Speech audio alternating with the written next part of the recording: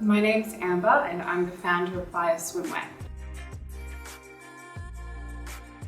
And why I started Baiia and why it still lights me up to this day is because I really see the transition that women experience within themselves when they finally feel confident enough to be half naked and in public, which is really what a swimsuit demands of you. And so seeing that shift in customers and women around the world is just so fulfilling for me. I really want to hold up a mirror to women to show them how the rest of the world sees them, but how they've always wanted to see themselves as well, as a confident, sexy, powerful individual who goes about her life any way she chooses and comfortably.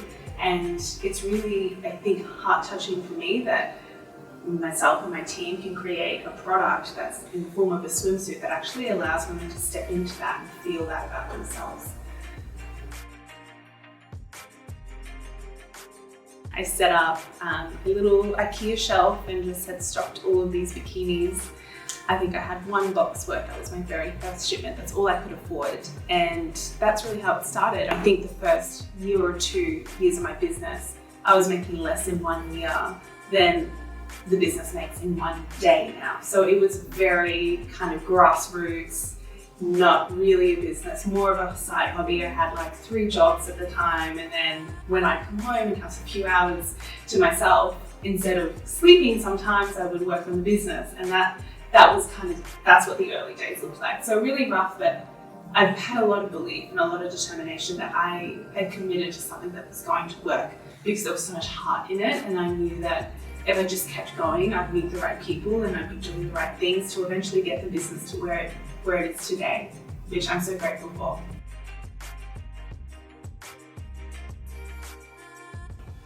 Sustainability isn't really something that I think of separate when I think of business. It's something that is just a part of business. It has to be something that you have to think of in every step of your business's practice. I think there's a lot of businesses that don't see the environment as one huge stakeholder. I mean, it really is. I think if you don't have a planet, if you don't have an environment to operate, you cannot exist because you can't operate. And so it's not even a separate part that I think is so important. It's just an integral part that I don't even second question. It's like when I think of customers, like, why do you think customers are so important? Well, because without customers, you can't be a business. Without a product, you can't be a business.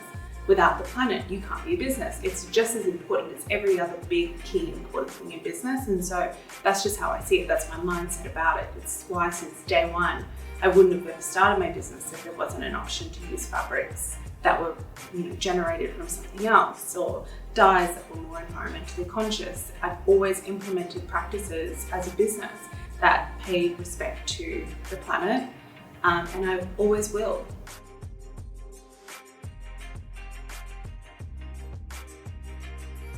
The wrap suit kind of came about by accident a little bit. I was always obsessed with wrap dresses. I loved wrap dresses, again, because I don't really have much of a curvy shape, and wrap dresses just really pulled me at the waist and gave me that accentuated shape that I really wanted.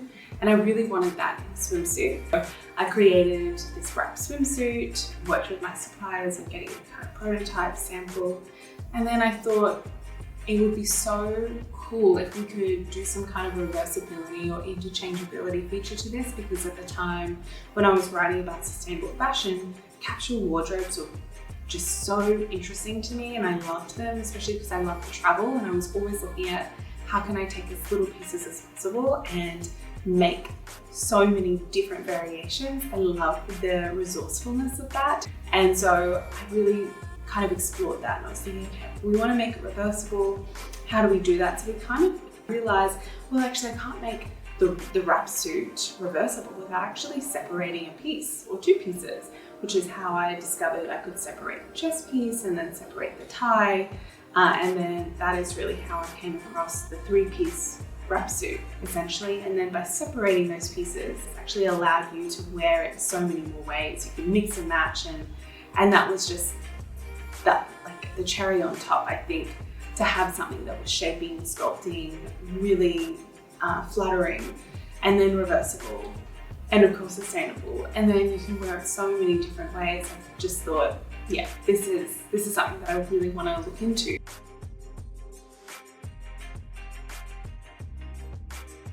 again, the wrapsuit bikini was kind of like a invention by accident. It was really, we'd put the wrapsuits out there and you just get a lot of feedback saying, oh, I love the wrapsuit, but I'm a size 14 in my hips and a size 10 in my top, or vice versa.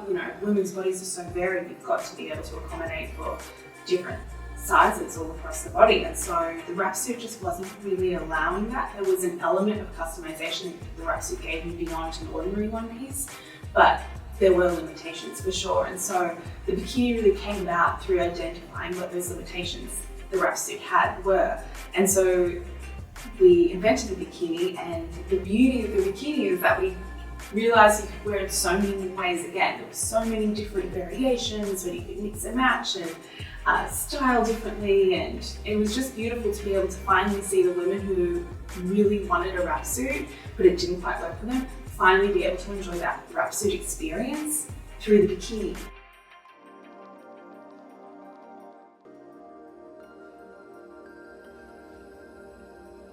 It's always a tough one because everyone's starting their business, or anyone who's an entrepreneur is at a different stage of their business's growth. And some advice that I think is helpful for anyone, no matter where they are, is getting really clear on your values. Because whether you're hiring staff, or you're just working alone, or you're looking to find a new manufacturer, or you're looking at new designs for a new product, your values are really going to be your northern star of what decision you should make, essentially.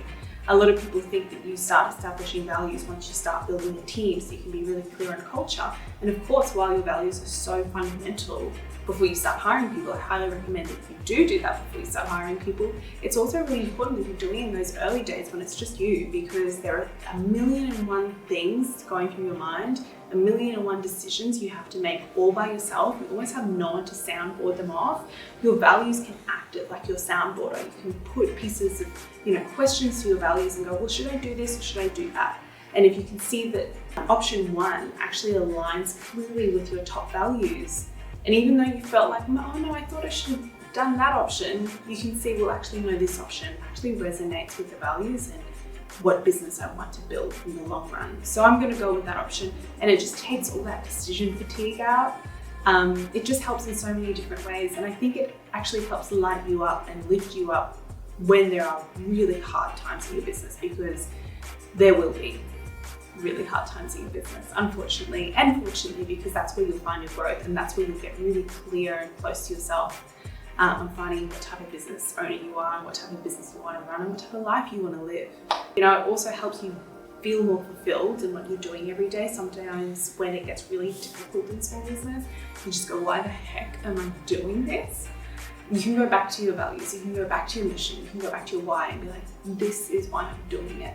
And I may not feel like it today, but I'm getting up day after day after day because I'm committed to these values. And that's another big piece of advice, is the businesses that actually make it are the ones that have leaders that are tenacious as hell.